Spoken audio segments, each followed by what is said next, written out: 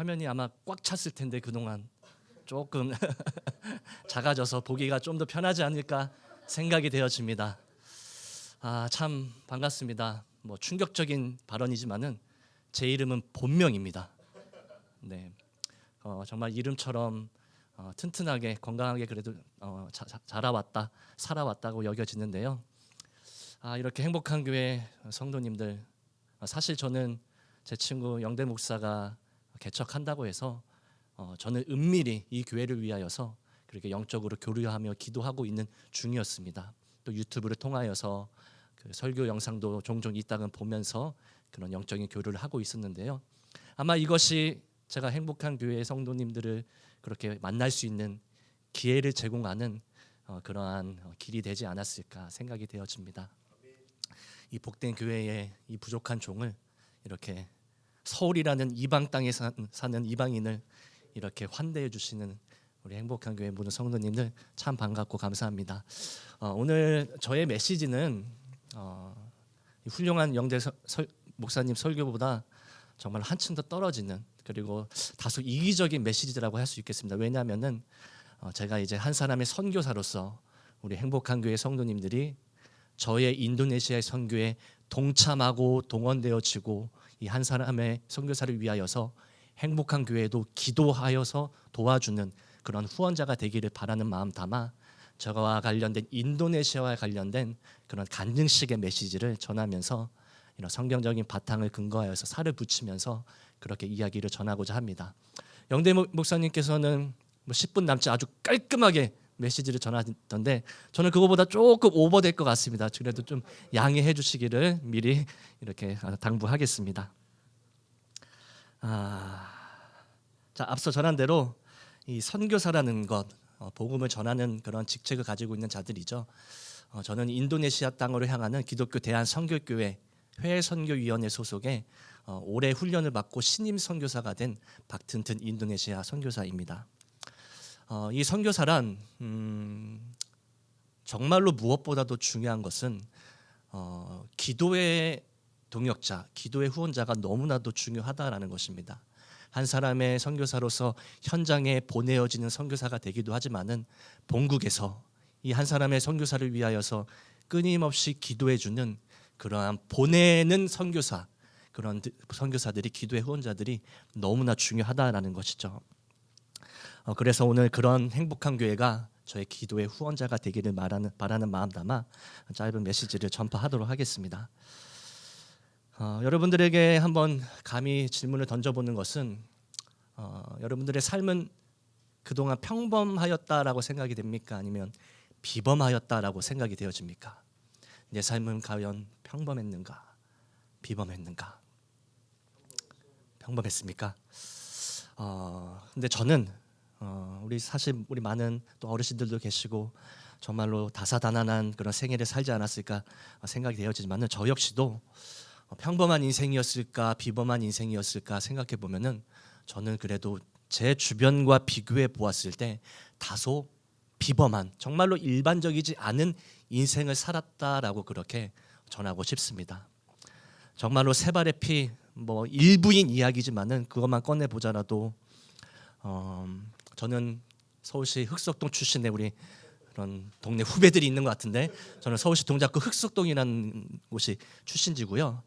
거기는 지금 현재는 많은 아파트들이 섰지만은 그 옛날에는 정말로 대표적인 산동네 달동네 중에 하나가 바로 그런 흑석동이었습니다. 아주 가난한 동네였죠. 그 가장 꼭대기에 있는 달동네에 살았던 게 가난한 저였습니다. 너무나 가난한 집안의 형편의 그런 어린 아이였죠. 부모님께서는 썩 관계가 좋지 않았습니다. 그래서 다투는 일도 잦았는데 이 다툼의 수준이 아무튼 심각합니다. 정말로 상상을 초월할 정도로 다투는 그러한 가정에서 또한 자랐습니다. 또 저에게는 피부형이 있는데 청소년기 때에 오토바이를 타다가 사고를 일으켜가지고 어디 지방 멀리 기술학교에 그렇게 오랜 세월 다니게 되는 그런 징계를 받기도 하였죠. 그리고 부모님 중 누군가는 약주를 너무 사랑한 까닭에 그로 인하여서 발생되어지는 그 여러 가지 피해들, 경찰서에서 부르면 가야 되고 소방서에서 부르면 가야 되고 동사무소에서 부르면 가야 되고 이러한 일들을 제가 끊임없이 뒷수습하면서 그렇게 살아오기도 하였습니다. 자, 그러한 부모님은 오랜 투쟁 끝에 사실 두 분 다 벌써 하느님 나라의 부르심을 받게 되어졌습니다. 정말 일부를 전했을 뿐이지만은 저의 삶은 정말로 일반적이지 않다라고 아마 그렇게 조금이나마 느끼실 수 있을 거라 생각이 되어집니다. 저의 삶은 이처럼 약간 비범한 색채를 띠고 있습니다. 자, 그러나 유년 시절부터 이렇게 청년 시기까지 이르기까지 저는 참고 참았고 견디고 견뎠으며, 우리 지난주에 보니까 영대 목사님께서 회복 탄력성에 대하여서 그런 예화를 설명해 주셨는데, 그렇게 넘어졌다가도 회복 탄력성에 의해서 다시금 일어나기도 하였지만은 제가 어느 한계에 이르는 지점에 이르게 되었으니 그것이 바로 저의 20대 중반 때, 약 13년 전 2012년도 때입니다. 한계에 다다랐습니다. 정말 이제 다시는 회복이 될 수 없는, 제 심적으로 또 정서적으로 영적으로도. 바로 그럴 때에 그 시절에 저의 뇌를 가득히 채우고 있었던 단어가 있다라고 하면은 어떤 단어일까요? 한계를 느끼고 있는 이 처량한 자의 뇌를 가득히 채우고 있는 그 단어, 아주 유사합니다. 바로 도피라는 단어였습니다. 도피라는 단어. 자, 도피라는 단어, 도망하여서 피하다. 그렇습니다. 가정의 현실로부터 도피하고 싶은 그런 심정도 너무 컸고, 그리고 실제로 시도한 바는 아니지만은 마음으로 이미 품은 바, 나란 존재가 영영토록 이 세상으로부터 도피되어지는 것을 저는 사실 상상하기도 해보았습니다. 마음으로도 이미 그러한 것을 실행했기 때문에 죄를 범한 거다라고 볼 수도 있겠죠. 자, 그런데 공교롭게도 이러한 심각한 번뇌를 안고 있던 그 시절에, 자, 공교롭게도 제가 청년 시절 저희 교회에서는 단기 선교를 준비하고 있었습니다. 그렇게 열심히 준비한 끝에 마침내 다다르게 된 그 회의 선교지가 어디인지 눈치채실 수 있겠죠. 바로 그렇습니다. 인도네시아라는 국가였습니다. 그것에 도착하여서 제가 바라보는 많은 풍경들은 정말 저를 아주 새롭게 해주고, 정말로 우리가 흔히 말하는 문화 충격, 컬처 쇼크를 저한테 일으키게 해주는 그러한 풍경이었습니다. 주변 풍경을 바라보면서 이러한 환경에서도 누군가는 살아가고 있구나, 이렇게도 살아갈 수 있겠구나, 이러한 열악한 상황 속에서도 신앙을 지켜내고 있는 성도들이, 교회들이 있구나라는 것을 목도할 수 있는 그러한 현장이었습니다. 자, 여기서 잠시 삼천포로 빠지자면은, 우리가 살아가다 보면 자신의 삶과 또 신앙에 대하여서 어떤 회의감이 들 때가 아마 모두에게 있으리라 생각이 되어집니다. 내 삶은 왜 이럴까? 또는 우리 교회는 도대체 왜 이래? 이러한 회의감도 들 수 있고, 또 나의 삶이 왜 이러냐, 이렇게는 도저히 못 살겠다라는 식으로 우리가 이런 회의감이 들 때가 있죠. 자, 편협한 저의 개인적인 견해일지 모르겠지만은 저는 이런 생각과 고민을 갖고 있는 이들에게 그렇게 한번 권면하는 바는 바로 떠나라라는 것입니다.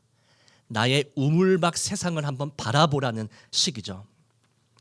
정말로 기회가 온다라고 하면 우리 행복한 교회 우리 성도님들도 정말로 물질적인 도움과 복음이 참으로 필요한 그런 다소 나의 삶보다는 열악한 지역의 그런 단기 비전 트립이라든지 이것을 한번 경험해 보기를 그렇게 권면하는 바입니다. 그러면은 거기서 목도하면서 이를 경험하면서 정말로 나의 삶을 비교하게 되어질 때에 정말로 나의 삶은 사실 꽤나 나는 잘 사는구나, 나의 형편은 꽤나 좋구나, 나는 너무나도 윤택한 환경에서 신앙생활을 이어가고 있다는 것을 발견케 되어집니다. 그럴 때에 한없이 겸손해지고 감사가 무엇인지를 발견할 수 있게 되어진다는 것이죠. 이렇듯 제가 목도하게 된 현장, 그 인도네시아는 저의 우물박 세상이 되어지게 되었습니다. 자, 그것을 둘러보면서 꽤나 열악한 환경에서도 신앙을 지켜내고 있고 살아가는 자들, 그런데 참으로 제가 보기엔 어이없게도 그들은 정말로 아름답고 순수한 미소를 머금고서 그럼에도 불구하고 살아가고 있었다라는 것입니다. 그들에게는 그것이 평범한 삶이었다라는 것이죠. 온통 부정적인 언어로 도피라는 단어로 내가 머무르고 있던 땅을 그렇게 정말로 보기 좋지 않게 바라보고 있던 저를 하나님께서는 다시금 새롭게 해주는 기회의 땅으로 그렇게 인도네시아를 저를 보게 되어졌습니다. 그곳에서 바라보았던 수많은 사람들의 그런 상황들과 환경들, 누군가의 평범한 삶이 비범하다고 여기며 살아가고 있던 저의 삶 속에 자연스럽게 배어들기 시작하였습니다. 자, 그렇게 만났던 많은 아이들, 소년들, 사탕 하나만 주더라도 공손히 두 손으로 받아 마음으로 담아 이렇게 인사하는 어린아이들의 그런 미소와 그런 장면들, 풍경들, 또 신앙을 지켜내고 있는 그 인도네시아 무슬림 국가 속의 그런 성도들 바라보면서 저는 왠지 모를 가슴이 뜨거워지는 그런 경험을 할 수 있게 되어졌습니다. 자, 궁극적으로 이 단기 선교를 마치고 돌아온 뒤에 저는 정말로 제 인생에서 전혀 경험하지 못하였던, 전무했던 그런 경험을 하게 되어지는데요. 우리가 마치 누군가를 짝사랑하면 매일 생각나잖아요.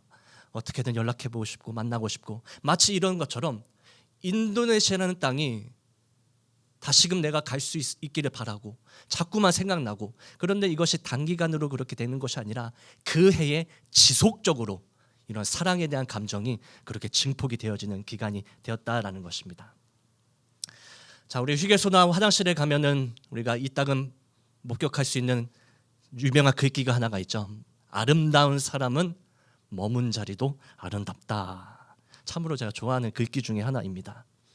자, 이것을 좀 상황이 웃기지만은 인도네시아에 있는 만난 사람들과 한번 이렇게 매칭시켜 보면서, 그들은 참으로 내가 바라보았던 너무나도 아름다운 존재들이었고, 이 아름다운 존재들이 있는 인도네시아 땅이라는 그 머문 자리를 생각하니까는 그들이 머물고 있는, 그 영혼들이 머물고 있는 그 나라가 너무나도 저에게 아름답게 느껴지기 시작하였습니다. 그 땅에 대한 열망을 이처럼 점차 증가시키고 있었죠. 이처럼 하나님께서는 아름답지 못하게 여겼던 한 영혼의 온갖 번뇌로 인하여서 자신의 땅을 전혀 아름답게 여기지 못했던 그 한 사람을 택하사 이 하나님의 때에 새로운 땅을 보여주심으로 말미암아 이토록 아름다운 장소와 존재가 있다라는 것을 저에게 그렇게 보여주시고 인식하게 되어 주셨습니다. 오랜 시간이 지나 점차 이런 일들이 그렇게 지속되면서 이것은 하나님께서 내게 보여주신 땅이고, 또 나를 보내신 사건이고, 또 나를 위하여서 하나님이 행하신 섭리와 계획이다라는 것을 확신할 수 있게 되어졌죠.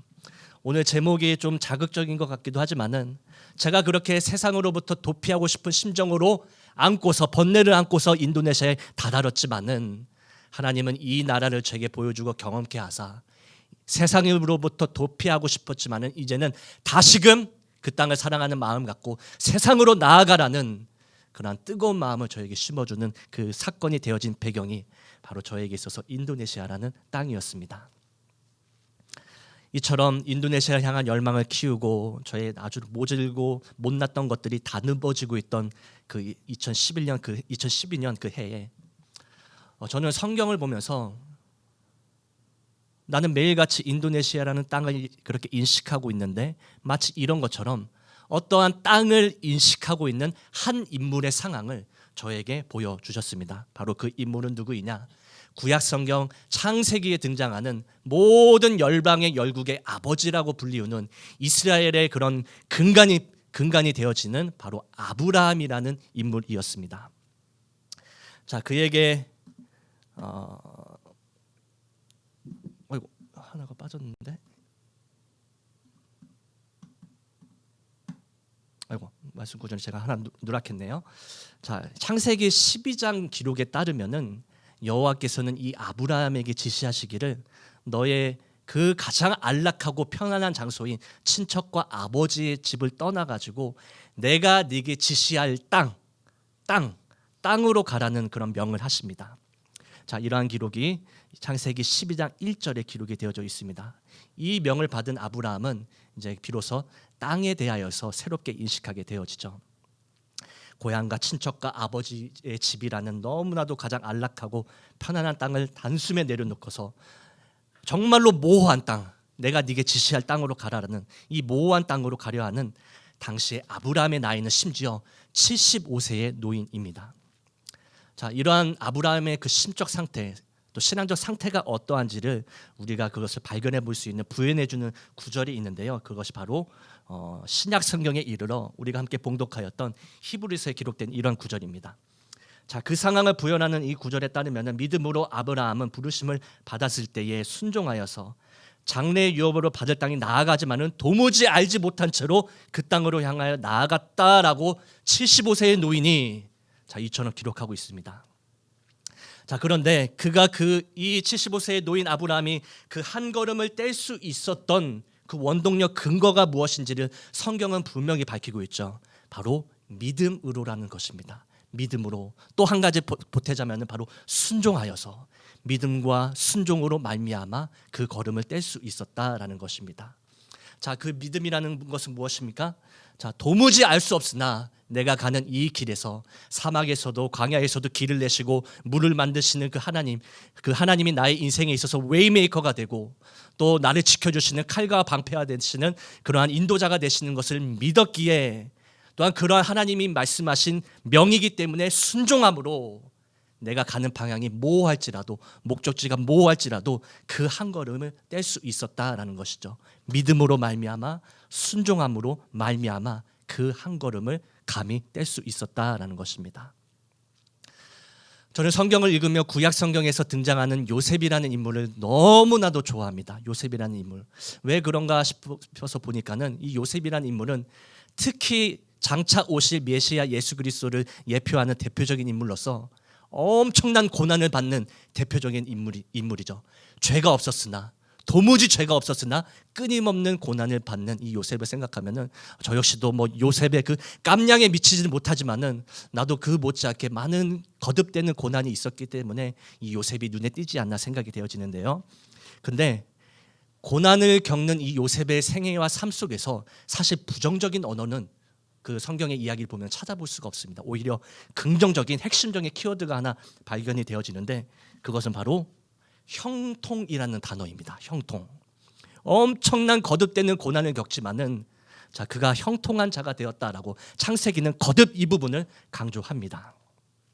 자, 그런데 저는 이 형통이라는 단어를 히브리어 구약의 원어인 히브리어 원문을 보면서 이 형통이라는 단어를 아주 새롭게 이해하게 되어졌습니다. 자, 형통의 사전적 의미가 무엇입니까? 모든 일이 뜻과 같이 잘 되어감을 형통이라고 이렇게 일컫는데요. 자, 그렇죠. 잘 되는 것. 또 영어에 보니까는 NIV 성경 번역을 보니까는 이처럼 번영과 성공을 뜻하는 단어가 기록이 되어졌습니다. 그렇죠. 모든 것이 잘 되어서 번영하고 성공하는 것이 형통이라고 할 수 있으나 그런데 원어를 찾아보니까는 그 근본적인 원초적인 의미가 너무나도 생뚱맞은 단어가 있다는 것을 저는 발견해 볼 수 있었습니다. 자, 요셉의 형통. 그렇죠. 그의 생애를 생각해 보면은 궁극적으로 애굽의 이집트의 총리라는 형통의 그 종착지라는 그 자리에 이르기도 하지만은 사실 이것은 성경적인 형통이 아니다라는 것을 원문을 볼 때야 저는 발견해 볼 수 있었습니다. 자, 그 형통에 대한 히브리어 원문을 찾아보니까는 짤라흐라는 단어가 사용이 되었습니다. 짤라흐. 자, 그런데 여러분 가장 하단에 정의가 보이십니까? To rush. 돌파하다. 돌진하다라는 의미가 히브리어 우리말 형통으로 번역되는 이 짤라흐가 이 to rush를 뜻하는 이 기록이 되어져 있다라는 것이죠. 자, 그런데 성경 구절을 우리가 다시금 보면서 요셉의 이 반복적인 고난. 자, 요셉이 형통한 자가 될 수 있었던 그 근거도 분명히 기록되어져 있습니다. 무엇입니까? 요셉이 여호와께서 요셉과 함께 하심으로 형통한 자가 될 수 있었다라는 근거를 명확하게 제시해주며 이 창세기 요셉 스토리에서 이처럼 여호와께서 함께 하심으로 요셉이 형통한 자가 되었다라는 내용이 반복적으로 그렇게 기록이 됩니다. 그만큼 강조하고 있다라는 것이죠. 자, 이런 것을 저는 이렇게 묶어보면서 형통이라는 것이 아주 새롭게 이해되기 시작했는데요. 형통은 to rush이고 돌파하는 것이다. 자, 그런데 이를 가능케 하는 그 원동력이 여호와 하나님께서 함께 하시는 것이구나. 여호와께서 함께 하시는 것을 근거와 힘으로 삼아서 나아가는 자, 돌파하는 자, 이것은 성경에 의하여서 이것을 바로 형통한 자다라고 그렇게 일컫고 있다라는 것입니다. 사랑하는 우리 행복한 교회 우리 성도님들, 자, 세상적인 그런 형통, 총리가 되고 애굽의 총리가 되고 많은 부와 명예를 얻는 것, 정말 세상적인 형통이다라고 할 수 있겠죠. 이러한 형통이 임하기를 저는 감히 또한 축복하기도 하지만은, 그러나 너무나도 성경적인 형통, 오히려 그런 모든 것을 초월하는 영적인 형통은 우리가 모든 것이 잘 되어가지 않더라도, 실패하더라도, 끊임없이 요셉과 같이 고난을 겪더라도 하나님이 나와 함께 하시는 강력한 신앙, 이 믿음으로 뿌리를 내리고 그렇게 돌파하는 것, 또다시 돌파하는 것, 돌진하는 것을 성경은 그를 향하여서 형통한 자다라고 일컫고 있다라는 것입니다. 사랑하는 우리 모든 행복한 교회 성도님들, 부디 성경적 영적 형통의 의미를 알아서 우리 모두가 그러한 형통한 자가 될 수 있기를 간절히 축원합니다. 자, 하나 더, 우리가 아브라함이 목적지가 너무나도 모호한데요, 그 땅을 향하여서 나아갈 수 있었던 또 하나의 표대를 우리가 발견해 볼 수 있게 되어집니다. 자, 기록된 오늘 우리 함께 봉독한 말씀에 따르면은, 믿음으로 그가 이방의 땅에 있는 것 같이 약속의 땅에 거류하여 동일한 약속을 유업으로 함께 받은 이삭 및 야곱과 더불어 장막에 거하였으니 이는 그가 하나님이 계획하시고 지으실 터가 있는 성을 바랐습니다라고 기록하고 있습니다. 자, 여호와께서 아브라함에게 명하시는, 사실 그 땅은 장차 그 성경의 이야기를 보면은 가나안 땅이라는 지역으로 그렇게 명시됩니다. 자, 그러나 그 가나안 땅도 사실상 지리적이고 세상적인 그러한 땅이죠. 그런데 이 아브라함이 그러한 땅을 더 초월하여서 어떤 더 분명한 표대를 바라보면서 나아가고 있다는 것을 보게 되어집니다. 그것이 무엇이냐? 하나님이 계획하시고 지으실 터가 있는 성을 바라보며 가나안 땅으로 나아갈 수 있었다라는 것입니다. 그를 움직이고 있는 그 원동력, 하나님이 계획하시고 지으실 터가 있는 성을 바라보고 있었다라는 것. 자, 영어 번역본을 보니까는 굳이 설명하자면은, 자, 이 아브라함이 하나님이란 존재가, 자, 마치 나의 삶에 있어서, 또 내가 당도하는 그 지역에 있어서 건축자와 설계자가 되어 주시는 것을 소망함으로 말미암아 이것을 확신하며 그렇게 나아가고 있었다라는 것입니다.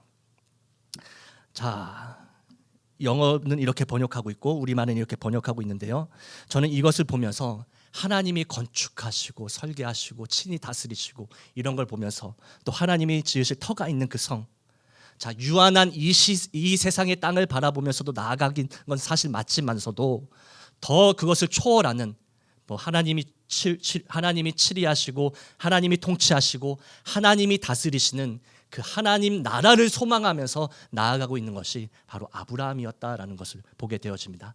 그렇기 때문에 그의 그 걸음이 모호하더라도 내가 당도할 그 땅을 하나님께서 친히 다스리시고 설계하고 건축할 것을 소망하고 있기에 그 땅을 향하여서 나아갈 수 있었다라는 것이죠. 자, 그렇습니다. 이처럼 내가 임하게 되어지는 그 땅이 하나님이 통치하시는 하나님 나라가 임하기를 소망하면서 나아가게 되어졌다는 것. 사실 이 내용은 오늘 우리가 찬송하면서도 고백했지만, 주는 이 도시의 주가 이 도시를 건축하고 설계하고 다스리시기를 바라는 마음 담아 노래하는 것이 또 이렇게 예배 가운데 있는 것이 신기할 따름인데요, 사실 우리의 직장도 마찬가지고 가정도 마찬가지고 군산시도 마찬가지고 국가도 마찬가지고 대한민국도 마찬가지고 모든 교회도 마찬가지고 학교도 직장도 마찬가지고요. 사실 모든 그리스도인들로서 표대로 삼고 소망해야 되는 것은 내가 임하고 있는 그 현장에 하나님이 나라가 임하여서 하나님이 친히 통치하시길 바란다는 것은 우리 모든 그리스도인들의 표대와 소망이 되어져야 한다라는 것입니다. 이처럼 우리 행복한 교회 우리 모든 성도님들, 내가 거하고 있는 우리 가정이, 또 사랑스럽고 자랑스러운 이 행복한 교회가, 또 우리 모든 이들의 직장과 경영과 범사가, 우리 예주의 학교가 바로 그 현장에 하나님이 친히 건축하고 설계하고 친히 다스리시는 하나님 나라가 임하기를 반드시 소망하면서 그것을 표대로 삼으면서 나아가는 우리 모든 성도님들이 될 수 있기를 간절히 바라겠습니다. 끝으로 글을 맺으면서 이제 저는 선교를 동원하는 내용으로 그렇게 끝을 맺으려고 합니다.